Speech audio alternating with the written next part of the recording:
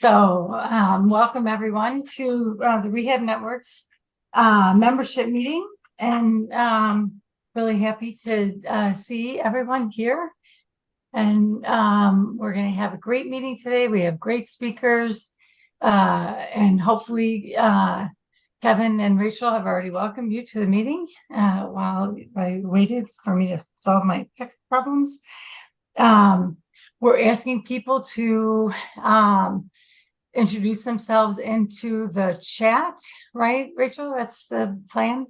Yes. And so your name and your organization would be great. And my name is Joy Arugete, and I'm the president of the Chicago Rehab Network. And my day job is CEO of Bickerdike Redevelopment Corporation. And we have really great participation in today's meeting. So we're too big of a crowd, I think, to do in person, and we want to get to our speakers today. So we have many things, to talk about, many directions in the affordable housing industry that are emerging. And so our first speaker is already joined. I can see him on the call. And that is, wait, is he on the call? Yes. Okay. Chairman Sergio Lopez. Yes. Yes, Kevin. Thank you. Sorry, I can't see everybody at once. And so not new to the city council by any stretch of the imagination, but taking his post today is we're joined by Chairman Byron Sergio Lopez, who is head of the Committee on Housing and Real Estate and also Alderman of the 25th Ward. And so welcome, Alderman and committee chairperson, and I'm going to turn it over to you. Thank you for being here. Thank you so much, and it's great to see you all. Good morning, and as Hipólito mentioned, good to see you at least virtually, and I hope to have an opportunity to meet you all in person. I had the opportunity to meet with some members of the Chicago Rehab Network at our office in City Council in the Housing Committee, and we had a really good conversation in terms of the goals and the opportunities ahead. So looking forward to working and meeting every single one of you. Want to briefly just maybe tell you a little bit about the work that we've been doing in terms of housing in particular in the 25th Ward, and some of the things that we have heard from our constituents throughout the city, as well as other stakeholders in multiple community conversations, including the 5-year housing plan that I'm sure Daniel probably can share a little bit more. But today we want to make sure that we share with you what we've been hearing around housing in particular, what we want to continue to do in terms of partnerships, and of course, making sure that we include any suggestions and opportunities on advice that the network may have. So let me just start with the 25th Ward and the work that we've done in the last 4 years in a ward that has been affected by, unfortunately, bad practices, and I think that we pay the consequences when we have when we don't have the interest of the public, of our constituents. And I do not believe that we have a zero-sum game when it comes to housing. I do think that there's opportunity for many win-win situations. We have a shortage for 120,000 units, from home ownership to rentals, to SROs, to co-ops, to social housing, to public housing, you name it. So there's a lot of opportunity, I think, here to work in collaboration to achieve the goals. And I just want to share with you maybe some of the work that we've done in the 25th Ward, what we hope to achieve now in the Housing Committee with the support and partnership of the Chicago Rehab Network, as well as other partners. So I think, for instance, in terms of zoning, I think that for us, having practices that are in line with sustainable development, with community inclusion, to make sure that the community is at the table to look at the zoning decisions that are in front of them has made a tremendous difference in our community. I tell you that the zoning advisory board that was constituted as soon as I got into office can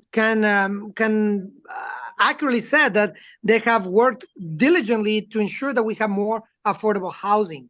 So not only and I will talk about the 18th and Peoria in a minute, but in terms of just a small development, talking about even units that are below 10 units that don't trigger an ARO, the zoning advisory board has been able to just having community conversations and direct discussions with the developers to create over 100 units of affordable housing in the short time of existence.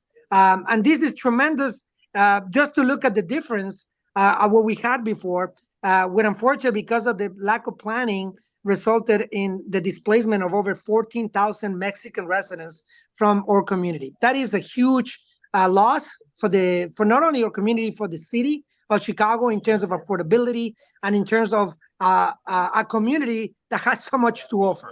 So I think that we have changed directions, and now with the support of not only the zoning advisory board that looks into zoning decisions on a weekly basis, bi-weekly basis, but we have also partnered with our stakeholders. We have monthly meetings with the 25th Ward stakeholders so that we look at the quality of life plan.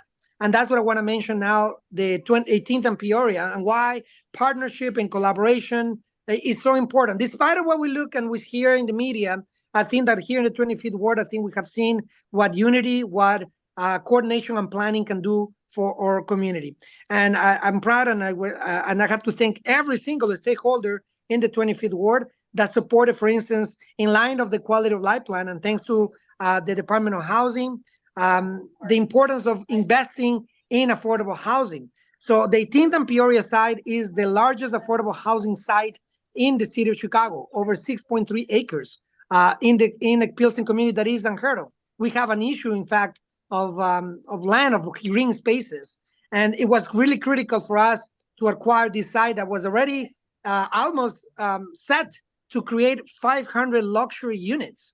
We have an incredible opportunity here, and I think it's important to mention, and I'm thankful for every single resident and a stakeholder of the 25th Ward that fought to make sure that those lots come back to the community. The city acquired those lots. We should not be afraid of making those decisions when it's in line of the interest of the public. And I would like to say that now, because of the efforts of our community, and has been, I would say, over a decade-long struggle, we have 6.3 acres that now are going to see 430 units, all affordable. And because we have had so many community input and conversations, this development also adds, and I think that's what I think the community, once consulted, once we have a process, is very, very much in line with what we like to see as elected officials.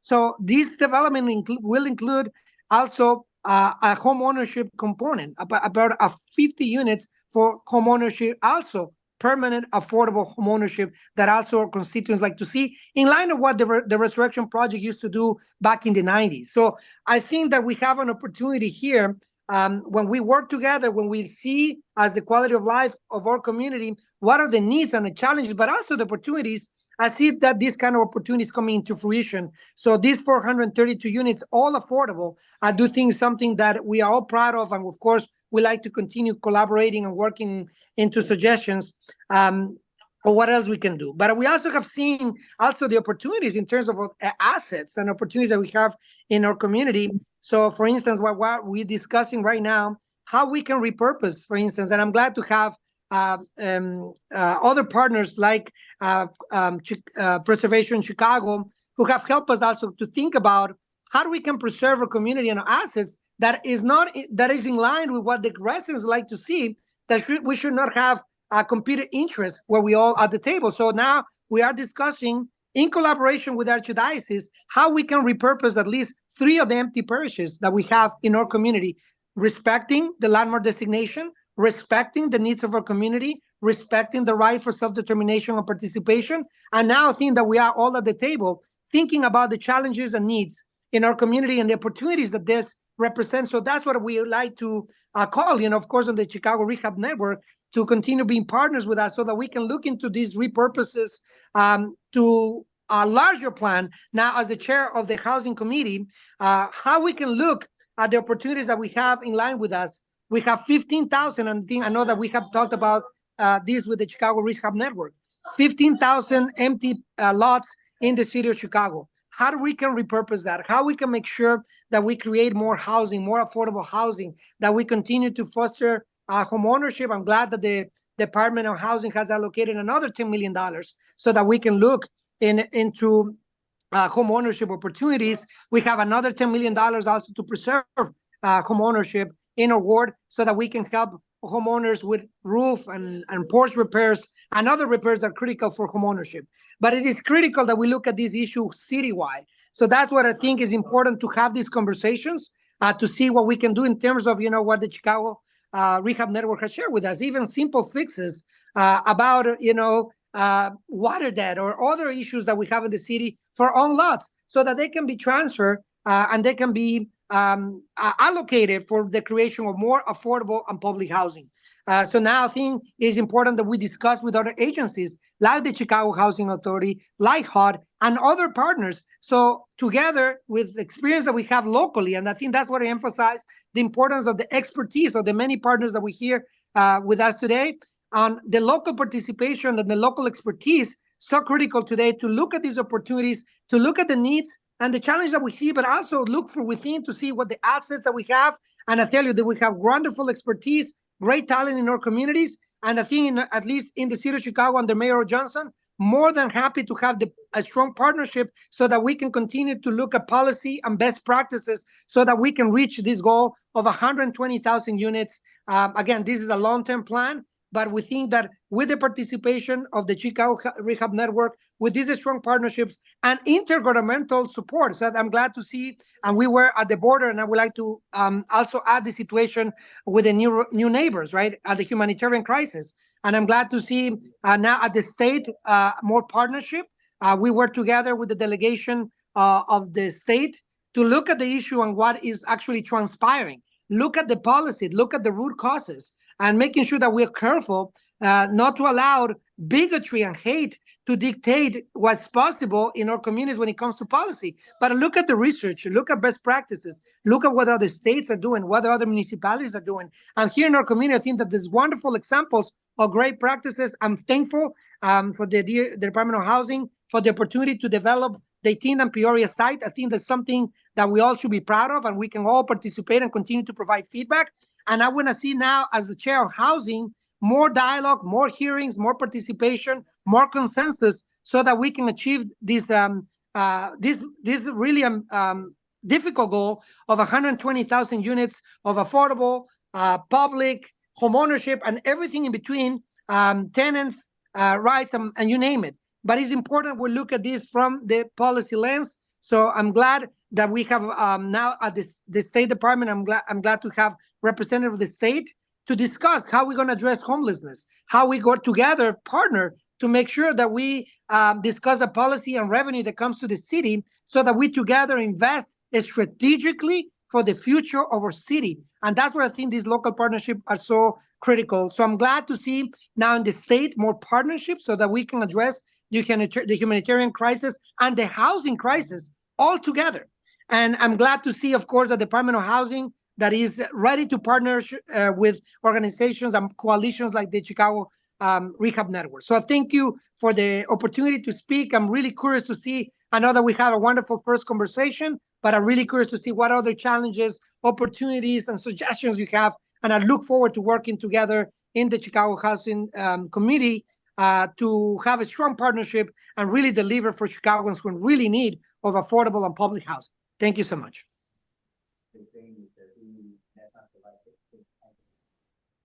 Thank you, Chairman. We certainly appreciate you joining us, and we certainly appreciate the enthusiasm and passion that you exhibit for the citizens of Chicago and in your ward. I just mentioned that Wacona sent a note. They had a all-staff meeting called this morning so that she wasn't able to join us. Wacona, everyone, is our vice president from the Resurrection Project. I know she wanted to be with us. But we'd like to open it up now for some Q&A. Go ahead, Joy. Yeah, thanks, Kevin. Definitely thank you. I think those are words that we hope we'll hear from our city officials. And when we do, we are overwhelmed with, happiness and know that those partnerships are possible for making, headway into addressing the very important housing need in the city of Chicago. And this is a unique opportunity. There are many housing leaders who are with us today. There are 43 people in this meeting at present. And so I'd like to open it up to our partners in the meeting to have some questions. So if you would please, there's too many here. I can't see raised hands. So if you can unmute and say your name and then ask your question.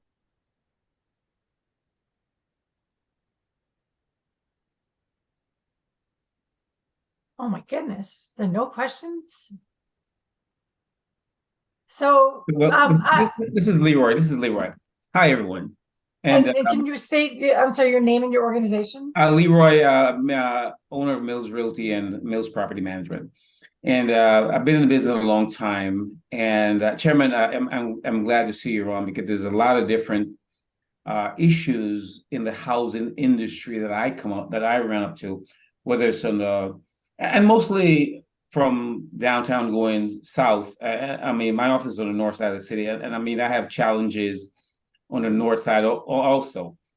And not so much affordable housing, but challenges in the industry in purchasing property. And I'm not sure if the chairman is aware that right now, maybe one of the things I'd like to bring up is there's still a lot of redlining going on for housing.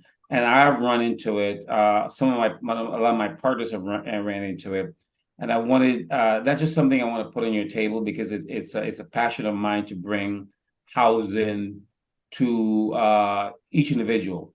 And I've looked at many deals where banks are running away from the south side and from the going south of the city, and that's something I really want you to look into if you can.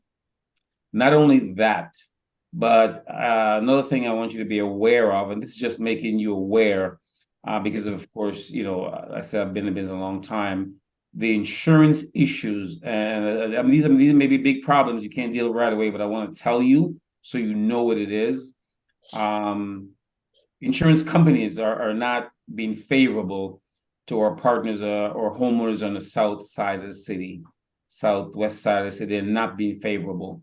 So that's something I want to kind of put on your table also, you can deal with it. But this is just basically housing for people, you know what I'm saying? And that's affecting, I'm dealing with people right now who are having issues getting affordable insurance for their homes to purchase. So just kind of want to— Thank you. Let's let the alderman answer. Those things are happening right now. I have a podcast that I do, and I really and so I'm actually doing another one with affordable housing and redlining, and I'd like to just let you know that those things are still going on. Thanks, Leroy. Thank you, Leroy, and absolutely, I think that we are aware, and it is really really tragic that we're still dealing with these policies, in 2023. In fact, I think that even under the previous administration, there was a call for the banking industry to come on a hearing to discuss some of the issues. Unfortunately, none of the CEOs came to the hearing. So I think that this, again, this is an issue that, in terms of preserving naturally occurring affordable housing, right, small home ownership has to be addressed, right? I think we have many small homeowners, like you mentioned, or prospective homeowners that are really struggling in some of the most vulnerable areas of the city. Mm-hmm. So I think that this is an issue. Love to work with you together. I know, like I said, this is via hearings, right, to discuss, some of these, of course, as you know, changes in legislation also will have to include state and federal partners. But at least here in Chicago, I do think that we can do more in terms of addressing the issues, not only in the banking, but also in insurance companies. We even see with great concern, I talked to all the women meets, even on the west side, with the huge issues with flooding. It was really tragic that, insurance companies found ways to deny claims, even though some small homeowners should have at least should be provided some basic coverage. So there's some serious systemic issues in a time where we need to foster and incentivize, more homeownership, small homeowners, especially in the areas who need it the most, prevent, more foreclosures, prevent, people losing their homes. So I would love, I'll definitely put my information in the chat. As I mentioned to Kevin and many other members of the Chicago Rehab Network, I would like to have an ongoing conversation, right, with the coalition, and also include with members, right? So if it's a podcast or other ways to communicate to the public, we'd love to be part of. I'll make sure that I put my contact information in the chat. This is indeed one of the issues that hasn't gone unnoticed for us, and we also want to discuss. I know that Mayor right now, for instance, has a proposal for a TIF reform, so that we can change, TIF to make sure that TIF actually does what it's supposed to, which is bringing back to public infrastructure, including from home ownership. Great, thank you. The next question is from Paul Roldan. Good. Thank you, Joy. Just following up on Leroy's comment relating to insurance. I think part of what's going on in the industry is what's going on the planet. That is, climate change, is creating havoc with our environment. Fires, earthquakes, storms, rising tides, all of that. And we're having, barrier island homes having to get rebuilt every 10 years. All of us are beginning to pay the insurance companies for this increasing dramatic climate change that's coming at us. That's a huge thing. And when you look at the development of affordable housing, you got to put 4, 5, sometimes 6 sources of financing together. It takes 2.5, 3 years. You finally get it, built, leased up, and going. But the fact is, our portfolio, being all of us, both for-profit, nonprofit developers, our portfolio of affordable housing in Chicago is under enormous threat from these operational difficulties. One of them is insurance, over which we have virtually no control. There should be a distinction between market rate and nonprofit developers, but that's putting that aside. The other thing is taxes. Very rarely is the assessor making a distinction between, a project on the north side that's next to condominiums that's affordable. And we have to continuously go through these challenges to keep our operating size from going through the roof and maintaining these properties as affordable as possible. But I do have a question for the chairman, and that is, do you have a sense when we'll have a commissioner at the Department of Housing? Because to the public, it appears that, DOH is leaderless right now. Has that person been born yet? Thanks, Paul. Thank you, Paul. And that's a great question. So there's two-part questions, and then I answered one about the commissioner in a second. So two things. So number one, in terms of like the climate, boiling, right, and the challenges that we all facing, and I think that Chicago, for many reasons, is a destination city. Is not going to change because we do it by executive order. Unfortunately, this is just the new reality, the new norm, and I think that is critical for our partners to adjust, right, and to make sure that we look at these systemic issues, especially with insurance, like I think Paul, you mentioned, right? So I think that and taxes, like you mentioned, for us it is imperative to make sure that we think of infrastructure, especially as a citywide, to make sure that we are taking into consideration the changes, right, the new challenges that we see, and to incorporate that into our planning, into our infrastructure. And also making sure that other partners at the state and the county level, at the federal level, also are adjusting, to the new challenges, right? For instance, Paul, you mentioned about taxes, property taxes, right? So I think that we have to change, the way that we are, continue to operate in a very dysfunctional property tax assessment system, right?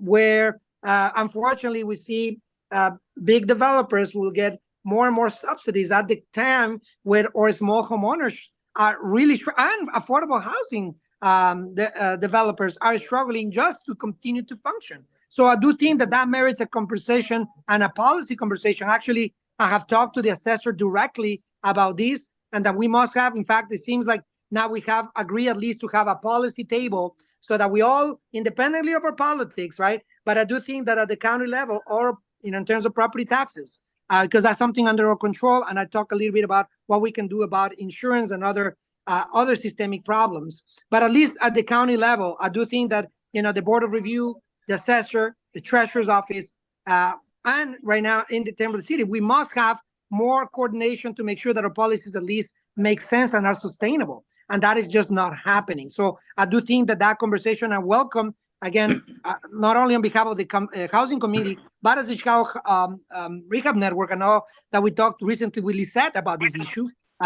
So I do think that it is critical that we get more people at the table, that these policies are not dictated from the fifth floor or whatever high up floor, but when we look at what's happening on the ground, what's happening to affordable housing developers, what's happening to the small homeowners, so that we can change. And again, that's what we need, this intergovernmental approach at the state, at the county. I will say that at the state level, we have had some really good conversations about this. So I think that there's a lot more synergy, right? I do think that what is missing here is like kind of bringing, more advocates to the table so that we can look. And I know that the assessor recently has set a table so that we can start discussing on that. The other front, I think, as you mentioned, and this, as you said, Paul, is a recurring issue with insurance companies and unfortunately other systemic issues that are making it very, very difficult for affordable housing, even social housing, and other co-ops, you name it, to operate. So I think this is a time where we believe that we need to be creative, where we need to be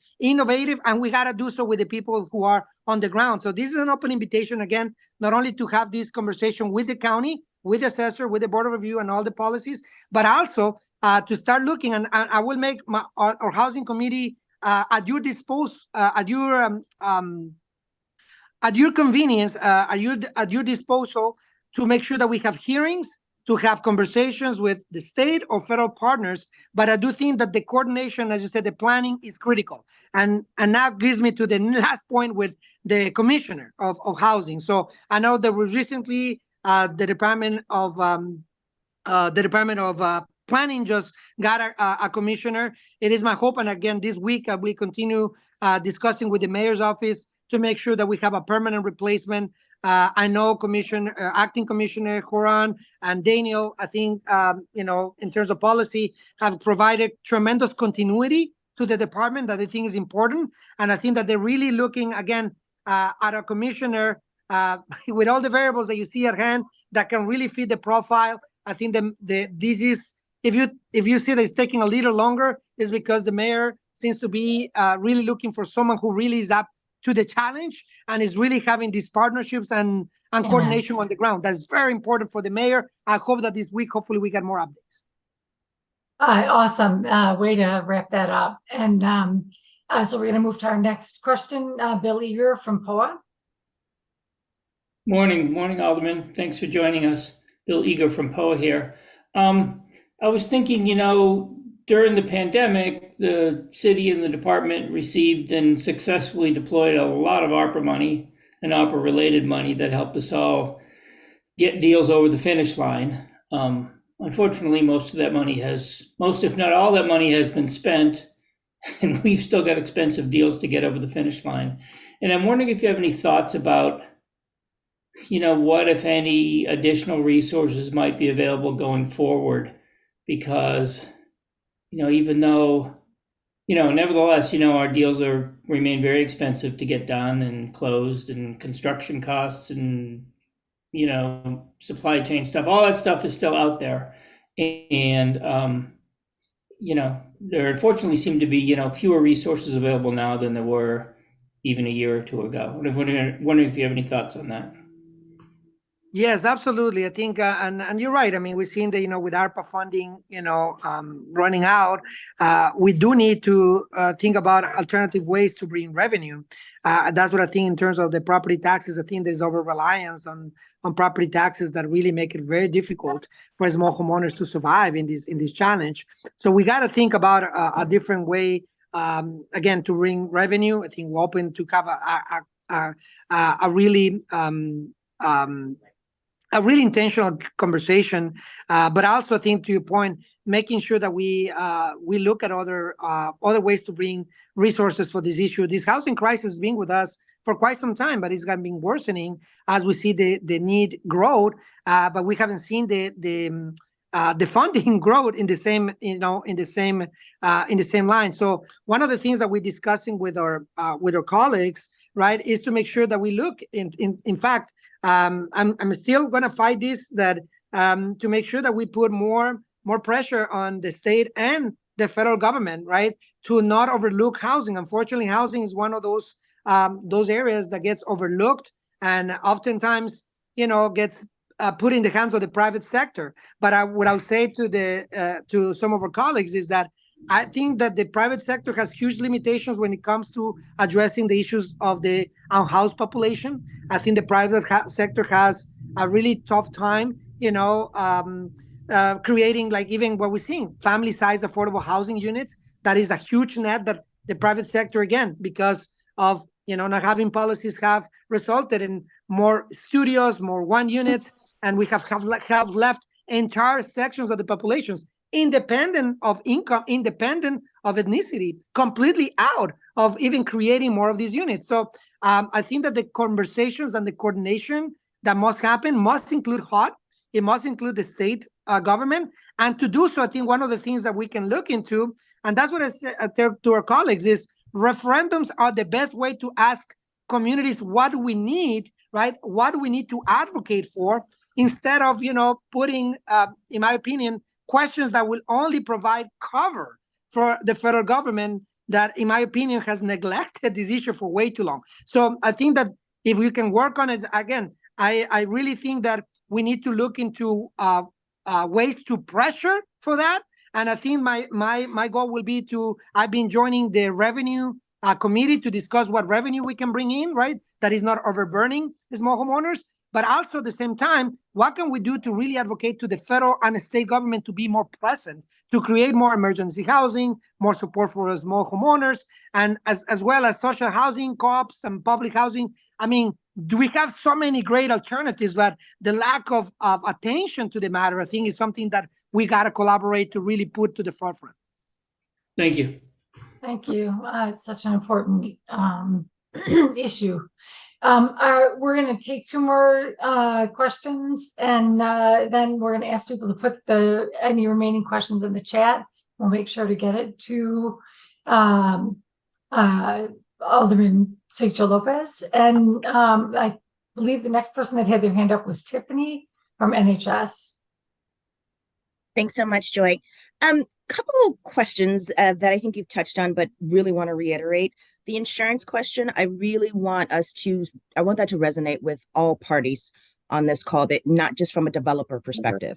It is impacting one's ability to keep their mortgages affordable, those that are still in mortgage. We're seeing 20% increase across the state. And that was, before this summer's incident, because of price optimization. The lack of regulation in that industry, the lack of standardized reporting with that industry makes it very difficult for us to advocate for our residents on the south and west sides to really highlight the issue that it is almost predatory, and really taking an approach that we did with our lenders back in the early 2000s to really shine a light on the impact and the actual targeted approach that some of these organizations are taking with our residents on the south and west side. So I really don't want that to be overlooked. The other component, other thing I wanted to make sure we are still very much paying attention to is not just from a property tax perspective from a developer side, but also from our single family homeowners and up to 2 to 4 unit homeowners. We always talk about this time of year, typically Black and brown houses matter, but we don't put any money towards the solution to minimize or to decrease the number of homes that go on that property tax sale list that are of Black and brown homeowners, more often than not impacting our seniors and those who have completely paid for their homes, who are losing their deeds for less than $5,000. So I really need for us as a city to also shine a light on that. There are folks that are working at the county and state level to kind of move the needle and create some solutions, but there should be a holistic approach to looking at equity in our property tax system. We have yet to say we want reparations for being overassessed all of those years in the South and West Side. No one said that just yet. We're saying right now, could you just stop selling our houses? We need your help to do that. Yep. And just to respond, I think I will echo to all of those comments, Tiffany, and you will hear from an alderman who represents the ward that got the highest increase in property taxes, like 46% on average, right? But in many cases, 200, 300%, which in my opinion is predatory indeed. And I think that we've seen that across the board. We are eroding homeownership, and I think that is again, and I repeat, that is, in my opinion, the best naturally occurring affordable housing that we have, the most effective, most sustainable way, and we are eroding it, and by not taking action on that. So I will like to say, we are more than happy to have a hearing on the subject matter, hearing on the matter around the issue of insurance companies. There is something that is predatory and needs to be addressed. So you got my full support, my commitment to make that. In terms of the reparations, you'll hear from me. The redlining and the thing that we're talking about here, right? These are policies that are well documented, that have not only have affected, continue to affect, our community. So that's what at the beginning, not only it must be condemned, but it must be changed, right? So I think you have from for at least from the Housing Committee or commitment, and here publicly, to work with you on a subject matter hearing that can start addressing these systemic predatory practices that are putting at risk homeownership in our communities across the board, and to look again into ways to have a more equitable tax system that does not erode, on top of the predatory insurance company practices that are really, really preying on our community. So we are committed to work with you, and you can count on that, and we can just start discussing when is the date. Great, thank you. And next question is from Reverend George Daniels.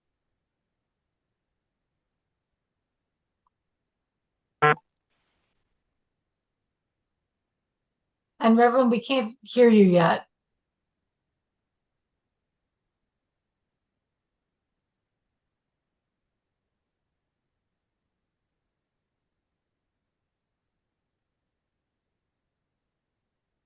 Kev, can you send him a text and let him know we can't hear him? Will do. Thank you. And while we wait, oh, I think he's trying to get it.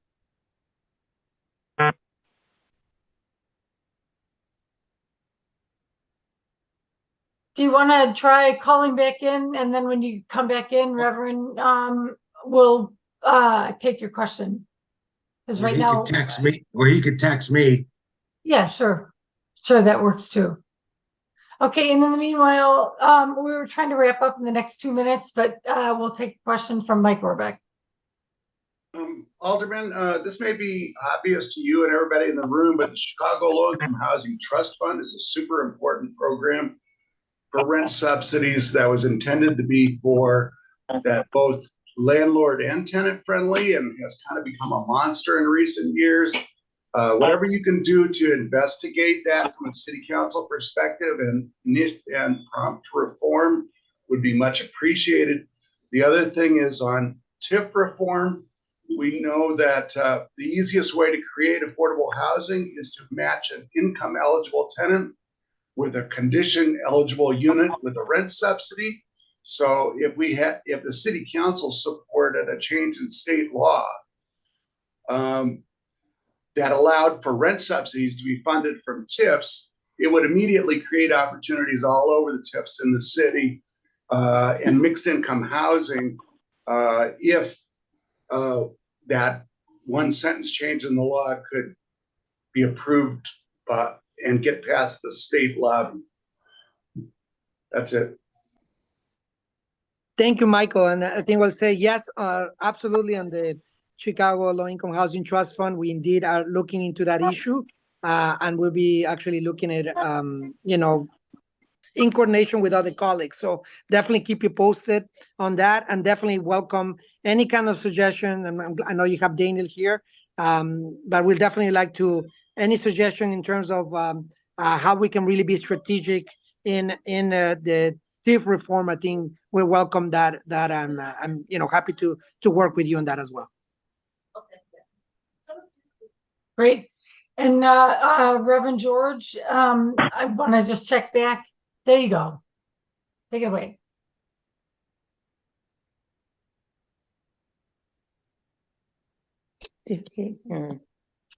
Sadly, we still can't hear you. Right. Reverend Daniels is a board member of the Chicago Rehab Network, and of course is a pastor to so many people and in the city. And sound check again. Is he sending you his question, Kev? No, I will reach out afterwards and make sure that we share the question with Chairman Sitio Lopez. And I think we should go ahead. We have two more speakers coming up. Yep. Great. So we're gonna wrap it up. Thank you to everyone who with your thoughtful questions. Alderman, I can't thank you enough for being here. We always appreciate having our elected officials and representatives of the city available to talk about important housing issues to, people in the affordable housing space. So thank you so much again. Next, we are very happy to have somebody who's known to many of us from the Department of Housing. Daniel Hertz is the Director of Policy Research and Evaluation, and he is here today to talk about the Chicago 5-year plan, which will cover 2024 to 2028. And as you know, the Chicago Rehab Network, originally this whole process emerged from the Affordable Housing and Jobs campaign. And the Rehab Network has been involved in every plan since. We are absolutely delighted to have you here to talk about the plan. Welcome to Daniel Hertz. Thank you so much, Joy, and thank you everybody for having me. Is it okay if I have a few slides? They're not super necessary, but they may. Is that okay if I share my screen? Rach? Yes, absolutely. Great. Looks like you need to give me permission. I'm just gonna start, and if you get to give me permission, then I'll share at that point. So again, thank you everybody. Daniel Hertz, Director of Policy at DOH. Really excited to talk about the 2024 to 2028 5-year plan. So, in this group, I imagine I don't need to give a huge amount of background on the plan, but I'll give a little bit. So, the 5-year plan is something that the Department of Housing, or the entity that was doing the job of the Department of Housing, since it's had probably 12 different names in the last 30 years, has done since the 90s. And it is really an opportunity to have a big public conversation in Chicago about what we want the housing agenda to be for the next 5 years. What are our programmatic and policy priorities? Oops, looks like yay, okay.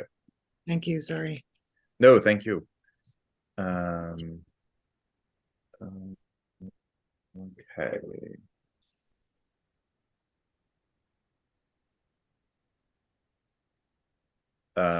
Looks like that is working. Slowly. Anyway, what are our programmatic and policy priorities? I'm sure it'll be up in a second. There we go. What do we want you know, from a DOH perspective, right? Like, what do we want? But also from our collaborators and partners, you know, what do we want people to know about what DOH and our partners are accomplishing in the affordable housing space? And also, you know, probably most importantly, how can DOH be held accountable to its mission, right? I mean, this is really an accountability document, as you well know, where we say, you know, this is what we want to do, and we report out on, you know, how are we doing. So this is some examples of the last three 5-year plans. I do want to like really make the point about accountability, because as I know, I think all of you probably know, the city makes many plans. DOH participates in many plans, and they're all you know, valuable, and we use them, and many of them we do end up, you know, doing periodic you know, status reports on, you know, the state of the commitments and ideas that came through those plans. But the 5-year plan is different because we go in front of the Housing Committee, chaired now by Chairman Sergio Lopez.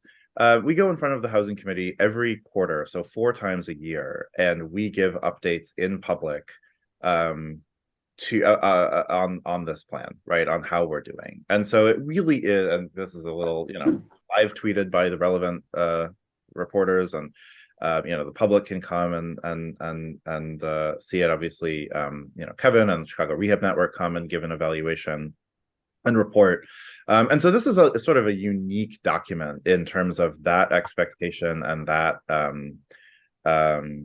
you know, obligation that's been set in terms of really regular reporting on how we're doing. And so that's really the lens through which we've been looking at this. Is, you know, this is an accountability document for the next 5 years. We also, though, have taken the opportunity, you know, since this is the first 5-year plan that's been created since the Department of Housing was reconstituted in 2019, the first 5-year housing plan since I've been here, and that began under you know, former Commissioner Marisa Navarra, will continue obviously under the next commissioner, and is now, you know, under interim commissioner or acting commissioner Jim Horan. We really took some time to think about, like, you know, what is working and what is not working in these plans.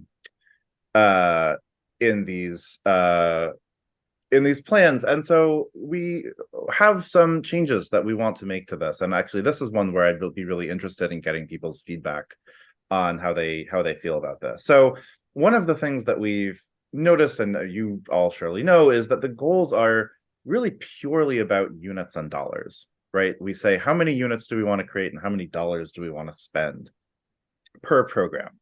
And the problem with this is that, you know, as of literally earlier, you know, last month, we were reporting on goals that were set in 2018, right? The people, you know, folks at DOH and who were collaborating with DOH to support the current 5-year plan, you know, they didn't know that there was going to be a pandemic. They didn't know there was going to be massive federal stimulus. They didn't know that there was going to be the rapid rise in construction costs and operations costs we've all seen. Didn't know that we were going to do emergency rental assistance at all. I mean, so, you know, go on down the line, right? There's a disconnect there between, like, how much things change over 5 years and our ability to make real commitments in number terms that don't change and adapt over time. And so that's one area where we really want to make some adjustments.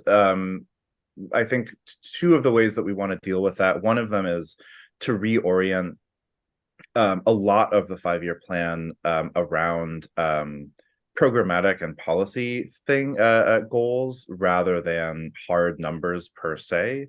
I think that represents a sort of better linked to the sort of principles and values, and is also something that we can more credibly commit to than a specific number of how many units we're going to create in 2028, which, to be totally clear, we have no idea how many units we're going to create in 2028 because we don't know what's going to happen. But still recognizing that those, those hard numbers and investments and units are important. And so thinking about, rather than setting those for 5 years in this one plan, setting the expectation that we're going to set those numbers each year at the beginning of the year and then report against that. So again, that's sort of what we are, one option that we're currently thinking about. But would love when I'm done in a couple minutes to get some feedback on that.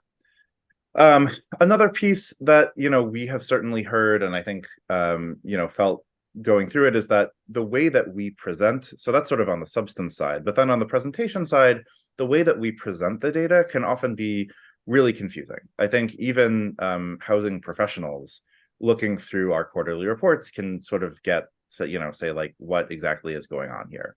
What does this mean? What is the context that makes this helpful? Here's some examples of what this looks like. The quarterly reports currently are largely a mix of these sort of more narrative pieces at the front around major investments. Here's sort of the blurb about the Lucy Parsons apartments, which are great. And then the data that we report on, which is really the sort of accountability piece, is in these very dense tables, which again, I think there's a lot of challenge, even from housing professionals, in parsing what all of this means, knowing what all of these different programs are. And so we're trying to rethink this. We kind of did a dress rehearsal of the presentation side of this with the 2022 annual report, which you may have seen. It came out in July, I believe. It's the first annual report that DOH has, to my knowledge, ever done. And it really tried to take mostly the information that's already in the quarterly report. So we're not really releasing much new information here. We're just packaging it and trying to contextualize it in a way that makes it more useful and just more accessible for people. So, we had sections like major housing legislation to recap, major laws that were passed related to housing. And then, the bulk of it was really still the information that's in that table that I showed on the previous slide. But rather than sort of cramming everything into one table, we wanted to give some, information some room to breathe. And so we ended up doing sort of like a profile page or a couple pages for each program. So you can see here, this is the Troubled Building Initiative page. There's some just really short information like, what is this? Who does it serve? How is it funded? And so on. And then on this, on the next page, you can see production information. And again, this is mostly the same information that we've already been publishing. The goal is to make it a little bit easier to read, easier to understand, and also easier to put in context, right? Currently, we don't, or in the quarterly reports, we haven't been showing prior years. So you sort of, in order to look up 5 years worth of data, you'd need to look at 5 different reports and hold them next to each other, right? We're now trying to put that all in one thing. And so, as well as maps, that's not something that we had before of where these units are by each program. And so I think this is sort of the direction that we're trying to go in terms of presenting 5-year housing plan data over the next 5 years. So, wrapping up, the goals of the 5-year plan, as I've been saying, really try to tie it to the department's mission and values that I think have been established really strongly over the past 4 years, and really make this a values-driven document, build off of other existing plans. Probably almost all of you have participated in one way or another in one of the planning processes that we've done over the last several years, the racial equity impact assessment for our qualified allocation plan, the blueprint for fair housing, the ETOD policy plan. We're not trying to pretend that those things didn't happen, right? We want to build those and integrate those into the 5-year plan and sort of formalize reporting on them in that way. And really fundamentally, at bottom, we want this to be a document that is relevant and valuable as a planning and accountability tool, both for DOH staff internally and DOH leadership, but also externally, right? For all of you and folks who are trying to, work with the city and hold the city accountable to its mission. So with that said, I have a couple slides that are sort of like my Pinterest board when we were going around and looking at other cities' plans that were sort of some inspiration. So here's one from New York where they put specific targets around AMI levels, right, and really highlighting that, which I know was Chairman talked about a little bit. DC has specific targets around the distribution of affordable housing, which again, we have never formally done in the city.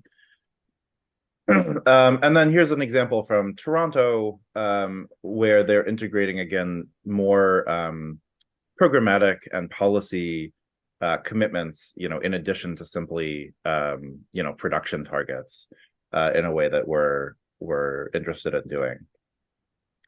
So finally, the planning process, we're also sort of reimagining the process here. I know in prior rounds, there's sort of been a very large steering committee that sort of went through a couple of meetings, and that was the main sort of chunk of engagement. We had a much smaller steering committee earlier this year as sort of a phase one, sort of like first pass at thinking through what we might be able to, or what people might be interested in and seeing as goals related to our principles and values. We're next doing some stakeholder listening sessions. I think that will, there's a couple sort of more formal ones, and then I think we would very much like to, and then this is an invitation to folks here, very much like to just sit down and have more informal small group or one-on-one conversations with folks who want to share their thoughts. Maybe we can share maybe some of the early work on the plan over the next couple months. We're hoping by early 2024 to publish a draft plan for public comment. And then by the end of Q1 next year, present the plan to City Council for adoption. And then that would be adopted as the plan through 2028. And with that, I will stop sharing my screen. And I would love to take any questions or hear any thoughts people have. Great. Thanks so much. I think that was really helpful. And we'll do the same if you want to raise your hand. We already have one hand raised. So Tiffany from NHS. Hi, Daniel. And yay, thank you for sharing that. And the steering committee process was super enlightening this time. Wanted to get some insight into the timeline on the listening sessions. I know you want to have a draft for public comment by the first part of 24. Can you give us some more detail around those listening sessions and what the document looks like? We all worked in different groups. So I'm kind of interested to see what does the collective look like as a result of that work we did. Oh, I muted myself. Yeah, so we're doing, right now we're in the midst of doing a couple smaller listening sessions focused on particular sort of slices of the housing ecosystem. So, sort of market rate focused side, affordable focused side, homelessness focused. There's like I said, there's a tension here between, obviously we want as wide a set of conversations as possible, and also we don't want to just get 100 people in a room and feel like it's just a seminar and you get to raise your hand once and say something for a minute and like that's your engagement, right? So those three we've kept smaller to the size that we feel like there can really be a conversation, sort of similar to the steering committee. But I think we very much are open to and welcome having more conversations, sort of in addition to that, in a sort of more informal way. For example, I would be very happy once we have sort of gone through a couple more of these listening sessions and I think have a little bit more of some idea on the like substance side, exactly what what might be some of the goals that we're putting together. As you know, we got some from the steering committee, right? We're now sort of adding to that through some of these listening sessions. We're also engaging internally at the city. with some of our, partner departments like planning and public health and family and support services. So I would be very happy to come back here when we have more of that to share some of those early pieces before we've published something for public comment and get people's feedback and thoughts on that. Well, can I add, I want to make sure though that we aren't forgetting the middle in that. So we talk about the market rate demographic, right? We talk about the affordable demographic. The neighborhoods like the Chathams of the city and the Avalon Parks that are stuck in the middle and are being overlooked and now moving into the wrong direction. I need for you to have those conversations with those communities because they are the ones that are not being heard. Yes, yes. I really appreciate you saying that. And we did have we did have some folks who are doing development in neighborhoods like that and sort of those middle neighborhoods in the market rate. But I agree, it's something that we should make sure that we're spending some sort of concentrated time on. So I appreciate that. We need to remember they are our engine. Okay. Yep. Okay. The next question is from Mary Lou Seidel. Hey, Daniel, I put it in the chat too, but you touched briefly, and I forgot the name of the city that had targeted geographic distribution of affordable housing, and I would love to hear how that works out in practice, and if there's a snowball's chance in hell it will ever happen in Chicago. That is a good question. It is a relatively new piece for it's DC, it's Washington DC.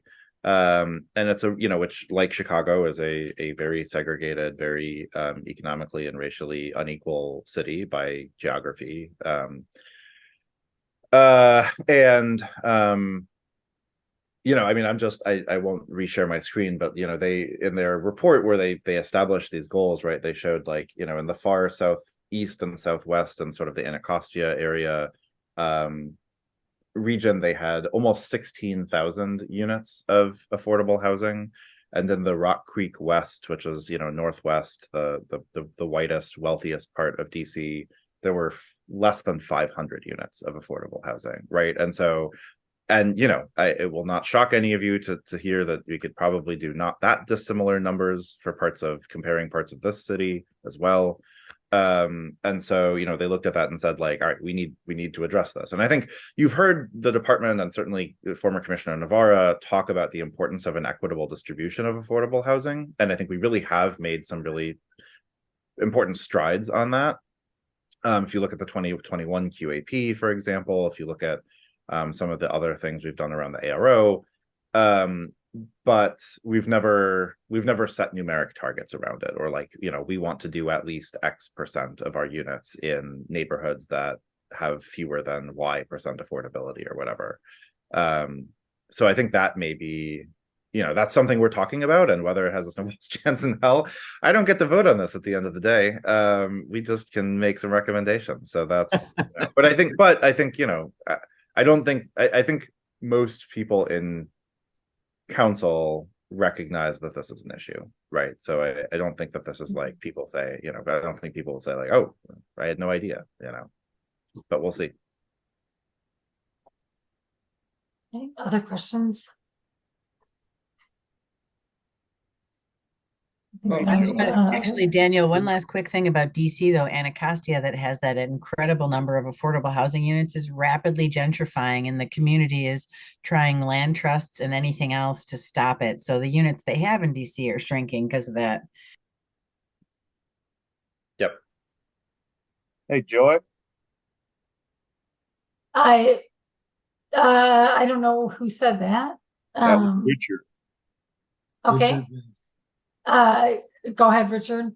I was trying to raise my hand. I don't know. So this is a question for Daniel. Hi, Daniel. Can you talk about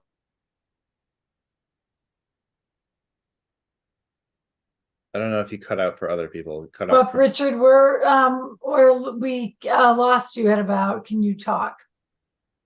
And it seems like your screen might be freezing up a little bit. So what I'm going to do is I'm going to take Kevin's question, and then Richard, if you can come back on We'll get you right after Kevin. Okay. No, go ahead, Richard, if you're ready. Oh, yeah, go ahead, because we can hear you. Okay. Yeah, I think when I cut my camera on, that's what it does.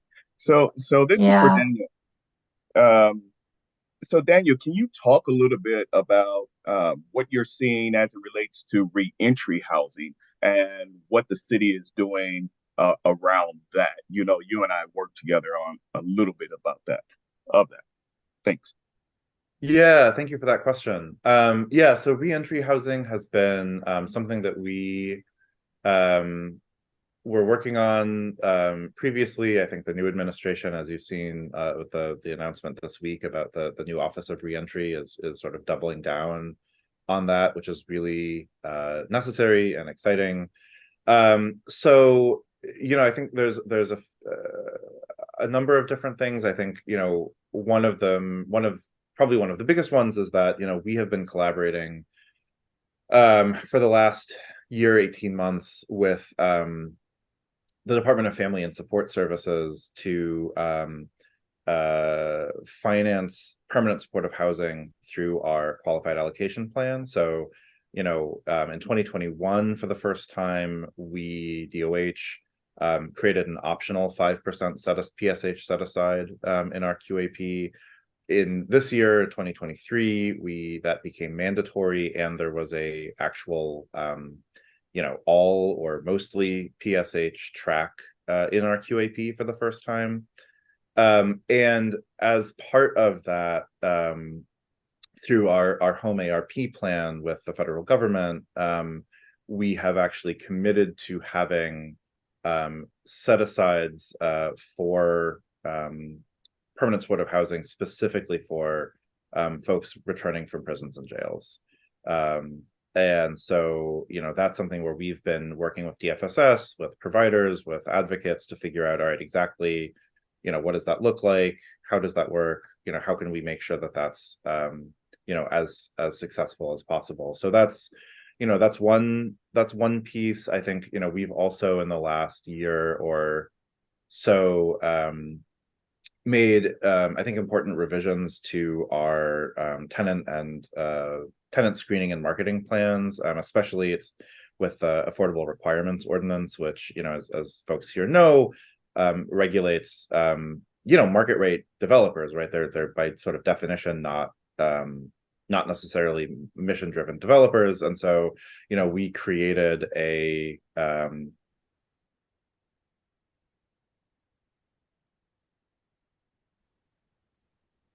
Oops, Daniel, you froze.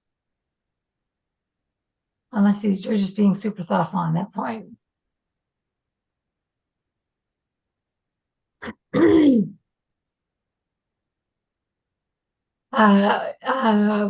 Daniel, you froze, and so hopefully you'll be able to come back to us. He may have to turn his camera off. Yeah. Whoops, right. He stepped away, so I'm sure he'll be dialing back in. So we'll give him a minute. Can you hear me now? Yes. Yes, we can. Yay. Okay. Thank Sorry you. about that. My Zoom just pooped out on me. What happens? I'm not sure where I left off, but so I was talking about the permanent supportive housing, reentry set aside within that. And then the other piece I was going to talk about is updating our tenant screening and marketing plans and requirements, especially on the ARO side, to take into account compliance with the Just Housing Ordinance and in general making sure that you know, arrest or conviction record is not a barrier to receiving affordable housing. And, you know, in addition to that, really excited to continue working with the mayor's office and the new Office on Reentry to expand our work on that. Great. And we just have a minute left, and I'm actually going to call on myself and then Kevin.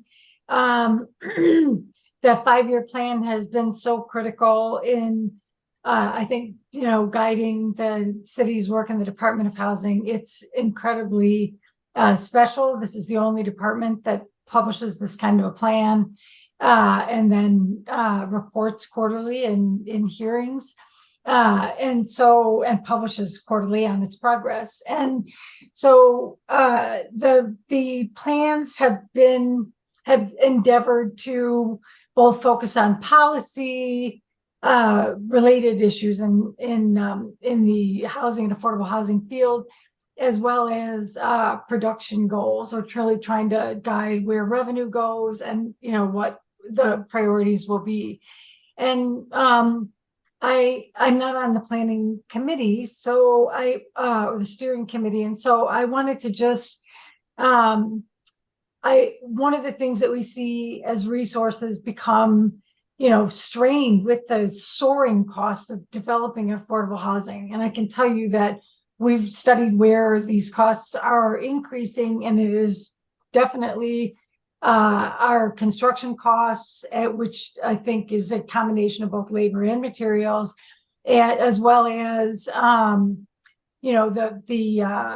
insurance, and the insurance costs have gone through the roof, which you've heard other people talking about. And they're not the only ones, but those are the biggies. And so, we haven't changed what we're doing, and so in an effort, I think there's really a crackdown on, having second, bidders, or having, pre-construction bidding that goes on by a separate organization or contractor. And, all of these things, and it's not the only one, there's definitely other ones, are increasing both the time to get a development done, which is not on our side because construction costs are, those prices are not holding. The longer it takes, the less reliable we are the contract will be able to build it for that price. And so, I think when I think about that combination of, production and how money gets spent and policy initiatives, I would really like to see policy time spent on looking at how do we, create policies which don't have the unintended consequence of making it more expensive, making it more, a longer development period, And so I really, because I get it. I get the whole accountability thing. We wouldn't be in this field if all of us weren't committed to accountability, because you use government resources. You definitely know that you got to be accountable for them. But I really want to emphasize that I guess I'm just making a statement more than a question, but the importance of really thinking in the plan about, what's the impact of any policy priorities, and making it a policy priority to understand, what are the intended and unintended consequences of any policies that may have already been advanced or may be advanced moving forward. And so I invite you, Daniel, to say anything you want about that, but sorry, it wasn't really a question. No, I appreciate that. That's really, really important. And I've been in this role for a little over 4 years now, and it's enough time to observe that the general rule of government, this is probably true of any large bureaucracy, is like stuff gets added, stuff never gets taken away. And so I'm actually really excited that I think under this administration, there is a genuine interest and commitment to looking at process and looking at where process has become overly burdensome, duplicative, costly, etc., and trying to see what we can actually do about that and make some improvements. And that's exciting, because I think that's not the sort of default mode of government, to be thinking in that way. So I think that folks are talking and looking at that. I'm hopeful that there will be probably some more public facing pieces around that in the near future. And I think you saw actually a little bit of a fruit from that coming at the last. There's like a council meeting 3 times a week now, but like one of the recent council meetings where they the mayor introduced an ordinance that would essentially allow would get rid of duplicative ZBA hearings, so you can actually get your variance and administrative adjustments approved through a type 1 zoning change, right? Mhm. Which sounds boring and in the weeds, but is like It matters. at the Mhm. stroke of a pen is like getting rid of 4 months of process, right? And potentially like $10,000 of legal fees. So and 4 months of process that adds absolutely nothing to anything. So that sort of stuff is exciting. I hope at the margin, hopefully it can bring down prices or costs. But you're right. Like we clearly need a larger initiative to think about construction costs and what can be done to bend the curve. I'm sure you all talk to colleagues in places like the Bay Area where median LIHTC costs per unit are now over $1 million, and it's a disaster, and so we need to address it before we get to that point. Yeah, I really, really appreciate that. And I think the listening sessions might be a place, but if there's an appropriate place, you've got a lot of smart people participating in today's meeting. And if there's a place for people to send, comments because I think there's a lot of really smart people that have been in the field, really do understand, those kind of issues that you just brought up around the zoning. That would love to have a place to send their feedback to. So yeah, that would be great. And I think you all have my email. I can put it in the chat if not. I'm both on the 5-year housing plan side, but also on the sort of process improvement side. Very much are looking for like literally just raise your hand and tell us like, hey, this part sucks. I don't know if you've noticed this, but like this should be changed. Like we're in the look for that sort of stuff right now. So great. And Kevin, I know you had your hand up. I know that other people put their hands up. We were supposed to wrap up 6 minutes ago, and I'm sorry that probably I'm leading to us being late, but I'll just wrap up and ask everybody to keep take Daniel's word for it. Great presentation, Daniel. We really appreciate that focus and not losing the focus on accountability. It's a hopeful thing about an issue that is just striking in its profound need for people today in the city and across the country. So we will take you up on having you back and keeping that dialogue going because it's a framework that I have a lot of hope for because I've seen what's happened in the past with it. It's really registered some significant social change about how we think about this. So thanks for that. And I'm not going to get into a question now, Joy. Back to you. We got our next guest, Christine Haley. Thanks, Kev. Go ahead, Great. dear. Thanks, Kev. And I would, Daniel, please, I think people do know your email, but in case, if you want to put it in the chat, I think I really, really appreciate your coming and participating in today's meeting, just echoing what Kevin said. And so we didn't give our first speaker a virtual round of applause, but I want to add a virtual round of applause. Thank you, Daniel, for being here.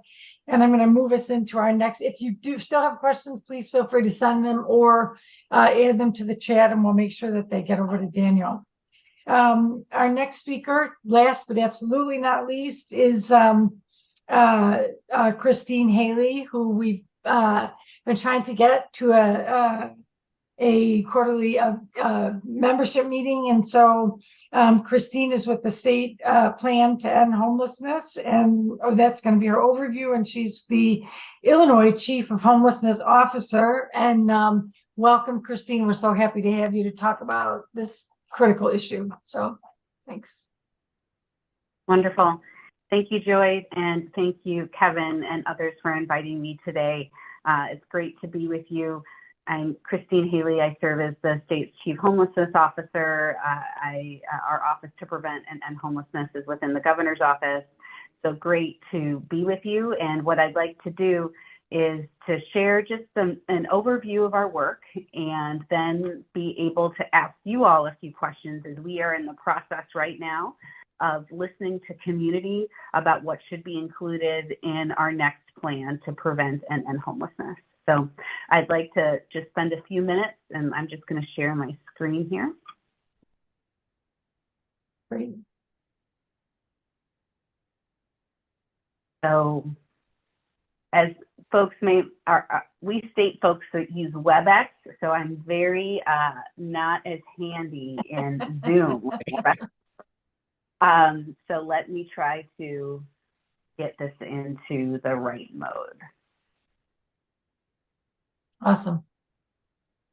Okay, great. So just starting on who we are. So we have a vision within our Office to Prevent and End Homelessness and the Interagency Task Force on Homelessness to really understand how all people who live in our state have access to housing. We believe that housing is a human right, and that we believe that that no resident should live on the street in shelter or in overcrowded housing. We believe in having a living wage that you're able to afford market rate rent without fear of eviction, and that there is a safety net that can support all people. And our work within the office is to support state agencies in becoming aligned around strategy and investment to be able to strengthen our safety net and to house all. So in Illinois, and this data is from 2022, there are about 120,000 people who we know of who experience homelessness in the state. So that includes those households who are most visible, right? Those who experience chronic homelessness or lived outside. This includes households who are doubled up, living temporarily with family and friends, those households fleeing domestic violence, and others. And our office was created through an executive order that was signed by Governor Pritzker in September of 2021 and codified into law in July of 2023.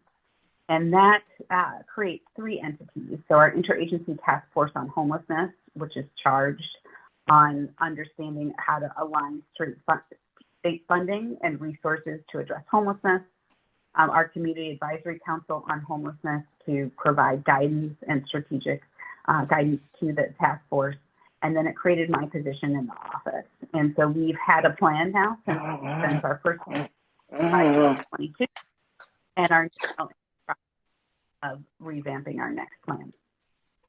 So these are the agencies that have seats where their directors or secretaries are on the task force. So Kristen Faust from IDA. Now within DHS, there's been a change as Deputy Governor Sol Flores left the governor's office last month. So now IDHS Secretary Dulce Quintero leads DHS, and former DHS Secretary Grace Ho is now the Deputy Governor for Health and Human Services. But Public Health, HFS, and DCFS, our DCEO, Economic Security, and our education entities, of course, the Governor's Office of Management and Budget, because we don't get far without having management and budget involved. And with the new legislation that passed over the summer, it adds 4 seats to our to legislators. So we have 2 representatives from the State House and 2 from the House and 2 from the Senate who are joining us, and I serve as the chair of the task force. We also have our Community Advisory Council on Homelessness that is mandated, that is appointed by the governor. Within that, it then includes folks with lived expertise of homelessness and disabilities. Debbie Resnick from the Polk Brothers Foundation serves as the co-chair of the Advisory Council. We have statewide advocacy organizations, our Continuums of Care, and others. For local units of government, the Chicago Department of Family and Support Services Commissioner Brandy Canazzi sits on the task force, and then and previously the HAC, the Housing Authority of Cook County Director Rich Minacchio also sat on the advisory council. Now that he has moved on to DC, we are identifying and finding another PHA director to sit on the task force. We do have an at-large seat that has been held by a housing developer, and that housing developer has stepped off the board. So we are actively recruiting a housing developer to be on the advisory council. So if you are interested in that role, please do let us know, so that I will include in the chat when I'm done with the slides the link so that you can apply if you are interested in becoming part of the advisory council. Part of the new legislation calls for service providers. So there are 4 new service providers who will be part of the task force, and I serve as the co-chair. So when we think about those who are experiencing homelessness in the state, the common understanding is that it's mental illness and substance use disorders that drive homelessness. But the majority of people who are experiencing homelessness do not have substance use disorders and do not have mental illnesses. We know that the primary driver of homelessness, as you know, is the lack of affordable housing and the lack of a safety net to support folks to quickly be able to return back. But it's primarily the housing issue that drives homelessness. And so we are really working on trying to change that narrative away from personal responsibility and personal failings of why people are homeless to understanding the systemic drivers that cause this in our communities. We also know that we do not have a safety net system that adequately meets the needs of all. So this is in our fiscal year 22 before new arrivals came. Clearly, we turned away people from shelter. Within IDHS funded shelters, there were turnaways for 9,837 individuals and 2,651 children. Now compounded with the existing crisis of not having enough shelter and housing, and now a secondary crisis with new arrivals as well, so that the visible homeless populations are growing, and we can see those. We know for our homeless population that the average wait time for a housing resource in Chicago is over 2 years. And so, or nearly 2 years. So in that, it's a 703-day wait from a time in which someone is identified as being literally homeless and needing a homeless resource until they are connected to that resource. I think some of the good news, though, is that we can see year after year from the data around that we're trending downwards and how many people experience homelessness in our state. So when we started collecting this data in 2005 with the point in time counts to today, you can see year over year reductions. However, we have not made the reductions that are needed within the chronic homeless population. So you see the chronic homeless numbers about the same and just growing as a percentage of the population. We also know that the population of people experiencing homelessness in Illinois is overwhelmingly Black, that Black Illinoisans make up about 14% of the population, yet 61% of those who are experiencing homelessness. This is true both in doubled up populations and in literally homeless populations, that the population is majority Black. And we know that in order to address this, we've been working with the University of Illinois at Chicago on an analysis on the disparities in Black homelessness, and have found that nationally, Illinois is second worst in the country for having Black-white disparities in homelessness. So there's significant work that we will need to do in being able to address that disparity. So Home Illinois is our plan to address and end homelessness that, as I talked about, talks about changing the narrative on what causes homelessness and focuses it back on lack of housing availability, and really understanding how we're able to convene across jurisdictions, health systems, and funders, and of course, in partnership with you all as housing developers to end homelessness. So the plan itself, Home Illinois, is really talks about all of the different activities that we are doing across state government to prevent and end homelessness. So we have over 100 activities that are divided between policy, program, or process. And in that, we have racial equity at the core with 4 pillars. So of course, the first pillar that we would like to work in partnership with you to accelerate building more affordable and permanent support housing, bolstering our safety net, so including prevention, how we prevent folks from becoming homeless, diverting them from the system when possible, and for those who need access to shelter, increasing shelter, securing financial stability, so ensuring that those who are able to work have access to work, and those who aren't able to work are able to access benefits to help stabilize folks, and then closing the mortality gap. So from national data, we understand that the average age of death for an individual who is experiencing chronic homelessness is in their early 50s. So we have significant work, again, in understanding how we close that mortality gap for folks.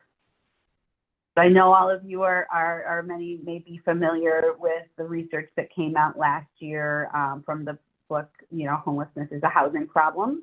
It was important for us to understand that if we misdiagnose the problem, we can misdiagnose the solutions. And so we worked with our HUD, we received HUD technical assistance from Homebase, who did an analysis of all 19 continuum of care data in Illinois to help us understand what is the unmet need around housing development. So again, this is 2022 data, but at the time, so it's pre-new arrivals. However, we know that we needed 4,551 shelter beds, about 9,400 units of rapid rehousing units, about 63 units of permanent supportive housing to be able to support, to reach this concept of functional zero, which means our system is in alignment. We have a through net so that when people do become, that we prevent as many people as becoming homeless as possible. For those who we can't prevent, they are on a pathway to housing within 30 days. And there are communities within, so this is our understanding of how we end homelessness. There are communities across our state who have reached this benchmark for veterans, right? So we know that there's enough housing output and input for us to be able to successfully house veterans. And so therefore we know if we can do it for veterans, we can do it for the rest of our neighbors, right? And so reaching and looking towards functional zero is that piece. So we've had a number of highlights over the last few months. We, in May of last year, Governor Pritzker announced an $85 million increase of general revenue funding to fund Home Illinois. We had our first statewide homeless conference called Home Illinois, our Home Illinois Summit that happened in 2023 at Malcolm X College here in Chicago. And then in July, the governor signed House Bill 2831 that codifies the Task Force Advisory Council and office. Within the budget, we had a number of key initiatives to help support the work, and which includes investments in prevention. In our largest single investment was increasing emergency and transitional housing by so in FY23 budget, it was our emergency housing line was $10 million. And now it was increased by an additional $40 million. We have funding for court-based rental assistance, again, trying to ensure that we're supporting people from not entering the homeless system. So $30 million for court-based rental assistance. And then we created new programming around shelter diversion and scattered site from supportive housing. I wanted to share a little bit about some of the events that are coming up that our office is hosting. So we are bringing the Evicted exhibit to Illinois based on Matthew Desmond's book, Evicted, to be able to really help highlight for folks who may be unfamiliar with the housing world, or to be able to understand the impact of evictions for those of us, of course, who are. It will launch in the winter at the National Public Housing Museum at Hull House in Chicago. It will move to Springfield in the spring and then move to the Quad Cities over the summer. We are also launching our Racial Equity Roundtable on Black Homelessness report, and we'll have an accompanying art exhibit in February. And then we'll have our summit again in May. So that will be in Springfield. And we are planning a pre-summit day that will be focusing on housing and health. So wanted to talk with folks today about our next plan to prevent and end homelessness. So really thinking about how our current plan ends in June. So we are already working towards understanding how to update the plan. We are basing this off of Minnesota's model, where Minnesota does a 2-year plan and advised us to do the same so that we would be flexible around strategy. And again, we are focused on what are the things that we are able to advance around program, process, or policy at the state level. So our activities are not, focused on what happens at the federal level or at the local municipality level. It really is what we can commit to as state government to be able to address this. So We are gathering feedback now from community. And so in the next 20 minutes here, I have 3 questions that I wanted to pose to get feedback on in the next 20 minutes. So I'm going to ask the questions and then I will put them in the chat so that everyone is able to see each other and not the question. So the first is, in order to end homelessness, we need to prevent people from becoming homelessness. What homeless prevention strategies should we advance? The second question is, we will need to increase the availability of housing and services. What do you need to increase housing and service delivery? And what should the priorities for the next plan be? So again, it's prevention, housing and services, and priorities. So wanted just to spend the next rest of our time here to be able to receive the feedback from you all about those 3 questions, or if there's any other questions you might have. Thank you.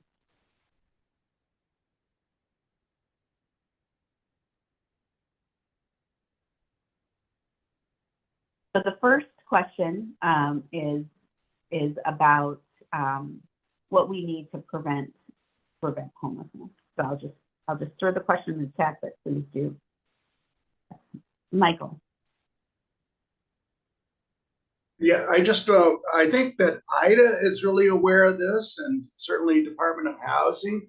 But one of the key things is funding of the support services for very low income people, whether they're defined as permanent supportive housing or not. And even the notion of funding the services up front when projects are financed, like with reserves or sinking funds that can be drawn down. This is something that's been done infrequently, kind of rarely, but at the same time, and I would say it's not something they can do, but everybody knows it's important to do because the support services is lacks for resources in our system generally. So thinking about how upfront funding of at least a portion of the social service costs in very low income housing would be a subject that's worthy of discussion. Thanks, Micah. Christine? I don't know if you want to do question and answer, or you want people to just answer the question. Okay, Dahlia. Hi. So I think for me, and I saw Christine's question, a lot of what we're seeing is, so I was looking at the numbers about doubling up. Even that's becoming a problem right now, because what we've seen is that there are, at least in our experience as one of the agencies that works on housing and does one-on-one services, there needs to be a push for some type of assistance to avoid people going to eviction court, because that makes it even harder for people to get a unit down the line. But what we've seen is we've had about 24 families just in the past 6 months, 24 families with children from local schools who are officially homeless. And these are, families who have jobs, who have kids enrolled in school, to work. It's really complicated to kind of understand that we are telling people, I'm sorry, you can't afford a unit. You would have to go to a suburb, or you have to go really far away from where you're used to living. And ultimately what ends up happening is they have had to go to shelters, families. So you have now children in shelters with their mothers, separated from fathers, going to school. We're seeing an increase in bullying and an increase in all of these other factors that kind of become the ripple effect impact. So I really do think that there needs to be a push for prevention even before the eviction process, because that honestly only makes it 100 times harder for them to get a hold of a landlord who then is going to be willing to rent to them in the future. And we are trying to avoid some of the mental and just societal harm that comes from having such housing instability, especially at the school level. So I think for me, advocacy is, what is a plan to push funds out? And I know that with the pandemic, there was rental assistance and all of these things. And even that was a bit of a challenge. But I think that right now is where we are really, really seeing those impacts of the instability that came from COVID, trying to get on your feet, and then, you know, not succeeding in that. So we have handfuls, just handfuls and handfuls of families who have ended up having to go to a shelter. So how do we address that? What's the plan for that? Because we want to avoid some of that. And also, you know, we know that once you're exposed to that, it is very hard to get wraparound services to address your health after that and all of those things. So just kind of wanted to put that out there. We are seeing so many families separated, so much going on. And there definitely needs to be an address before the eviction court assistance that is available. Thank you. Thanks. And I just want to point out that Christine did put the question in the chat in case you want to refresh on it. And I'm going to call on Leroy. You know, kudos to Dahlia, because I see that also. But I wanted to I'm sort of in this space of homelessness where I actually not work with, but I provide a number of units for All Chicago, who is who I work with constantly. And I think we have to have a campaign to some of the landlords, because I've been in a position where I've actually put in families, and sometimes, and we know sometimes there's a mental issue or whatever's going on with that particular client, and like landlords that I have spoken to that are part of my team that would say, "Yep, I'll rent to that particular person," and then they come in, of course. And I've seen where they're, because of mental issues, they've kind of tore the property apart, and then landlord don't get any kind of, they got to come back and redo their property. So some of my landlords are like, I don't want to do that again.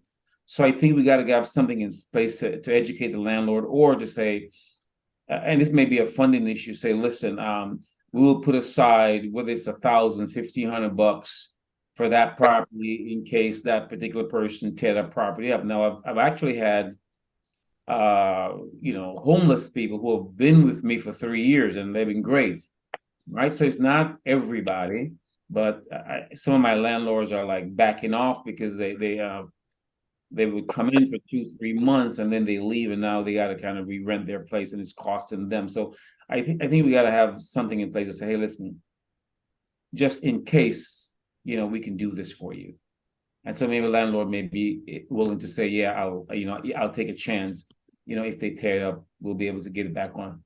Now, one of the things that All Chicago had said that they would place someone back in that unit, but for some reason they never got. And I've never had where someone had come out and they say, okay, we have another person right away to put, so I think we got to start with the landlord too, because they're like the most important, I think, piece in this particular, because they're the one with the housing, you know what I'm saying? So I think we should think about how we market to them. Next, I'm going to go ahead and call on Tiffany.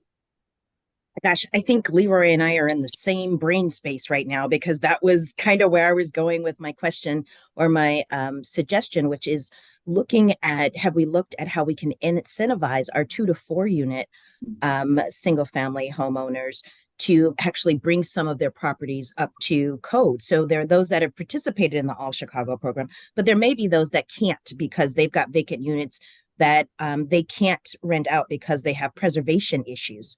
And so if it's that roof and porch or those things, and those homes may not fall into the income eligibility requirements for those CDBG dollars, but they are actually an opportunity for us to get placements for some of our homeless folks, or folks that are just suffering from housing insecurity. So looking at the supply side of it and looking at it more creatively from funding home improvements, rehab work for 2 to 4 units. We are a city full of 2 to 4 units and a lot of them are being underutilized because there are rehab issues that those landlords can't afford. Okay, great. Rachel? Yeah, I want to just call out the homelessness that results from the property tax system that leaves senior citizens that are homeowners with no choice but to double up with family or to not improve their, you know, their home that ends up being blighted. And I don't know that we've quantified that flow of a homeowner that ends up in homelessness, but we do know, how many properties are uh, purchased by tax buyers. We can see with our eyes all over Cook County vacant lots that we know families used to live on. And I just would advocate that we make a point of trying to identify that number of families and seniors that are previous homeowners.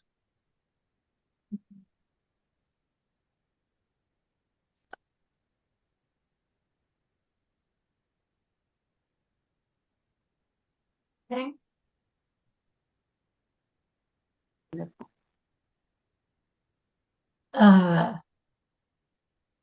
Anybody else? Are you going to go through the questions, or are open season?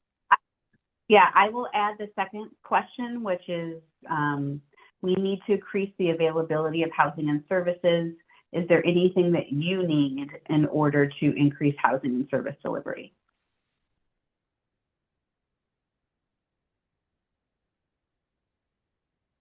Well, I'll just add my other thought. This is Rachel again. Related to your question, I think the community-based development community, we probably don't publicize this enough, what our waiting lists are and how many of our tenants are households, individuals, families who were at risk of homelessness when they came to us to be housed. Mm-hmm. And this, kind of this divide between our two niches is really, something I think we can overcome. And I'm glad you're here. I'm glad we're talking. The issue that Michael brought up about us not being able to access service dollars, this has been an issue for decades. And really, it's really government finance sources that's kind of forced us into different categories, right? The assumption that, well, you do families, you use tax credits, you don't need service money, right? We just have to try and break down these barriers and coordinate the best we can. That's it for me. Yeah, I want to echo, I'm going to call myself, I want to echo what Rachel said, because I think that there has been this sort of, I see it as an artificial divide between affordable housing providers and homeless service providers.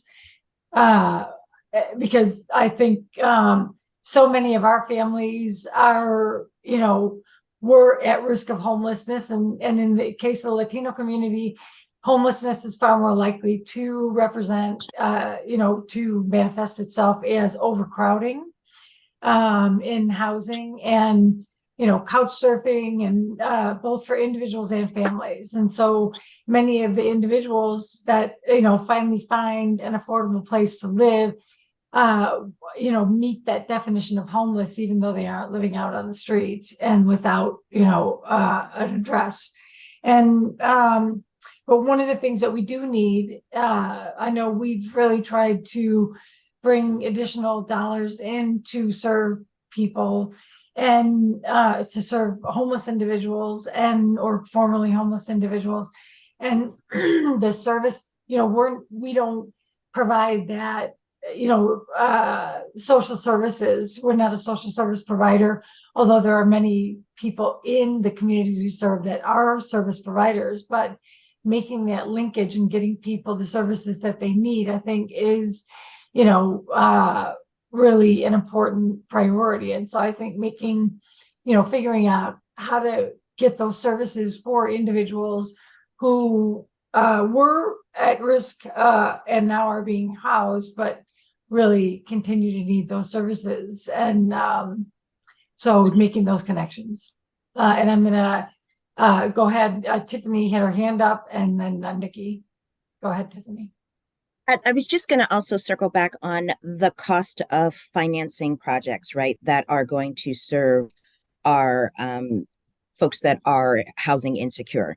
So they may not, to what Joy was saying, may not be homeless in that they are without roof over their head because they are couch surfing, but the cost of actual development. And so the actual need for loan loss reserves and things of that nature, and the government being very supportive of how we finance these projects is key, particularly for nonprofit redevelopment corporations like Neighborhood Housing Services, where we're expending a lot of money on the front end, right?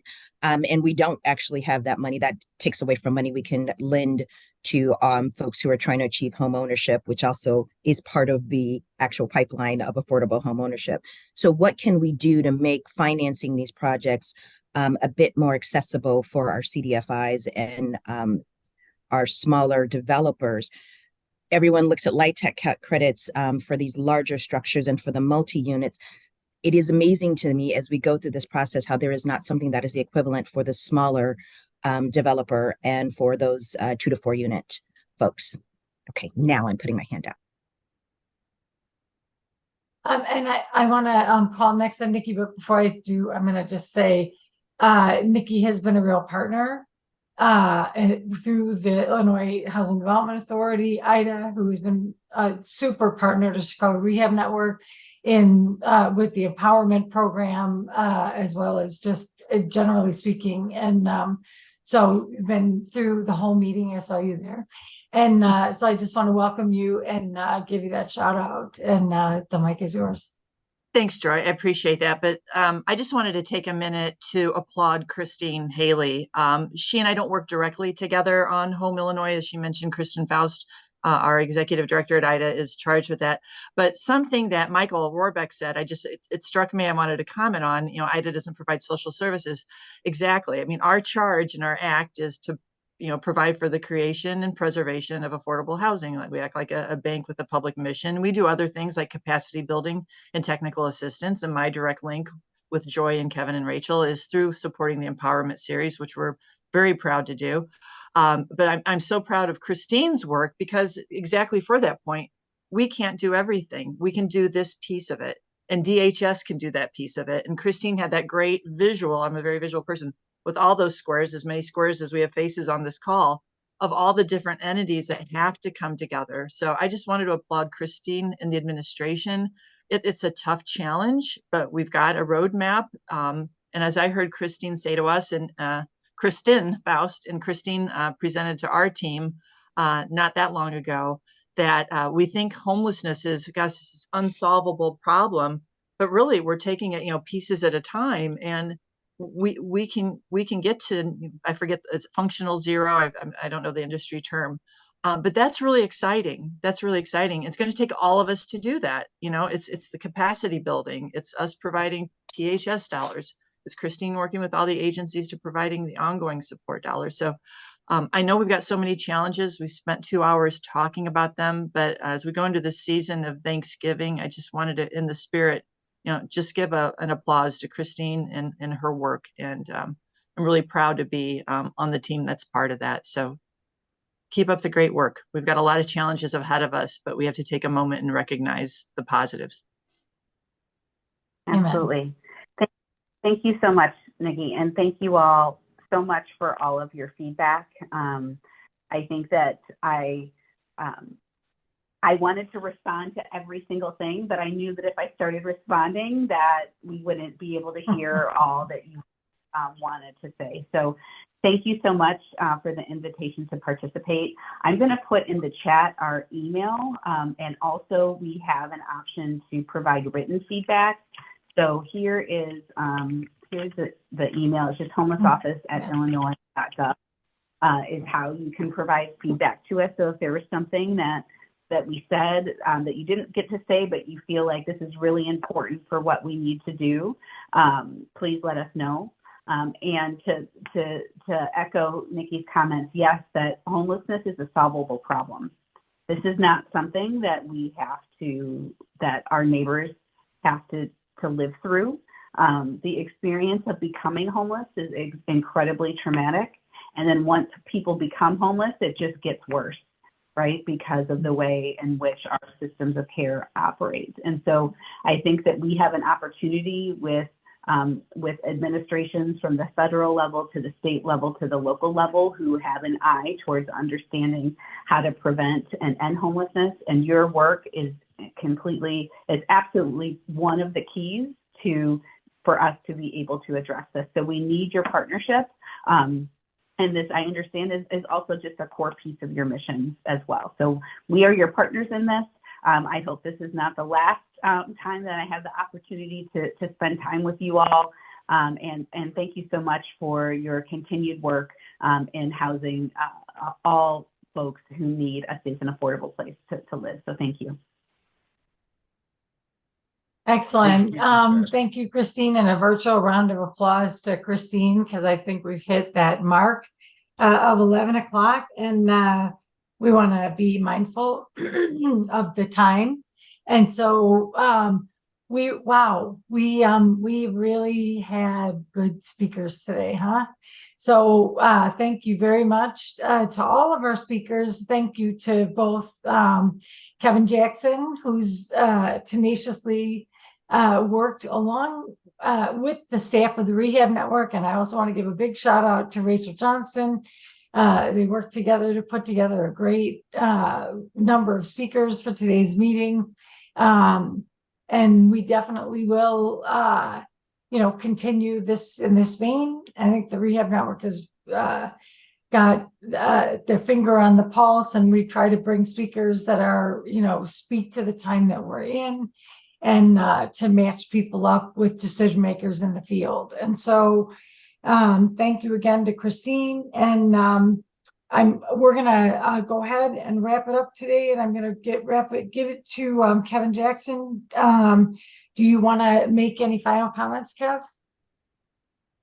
I have a lot to digest. I'm just delighted with the dynamic conversations, questions, participation. Christine just hit it out of the park. I'm reminded of when people have experience in community development, they seem to really resonate a stronger approach to government as well. So we thank you for your service coming out of the Corporation for Supportive Housing and all your commitments moving forward.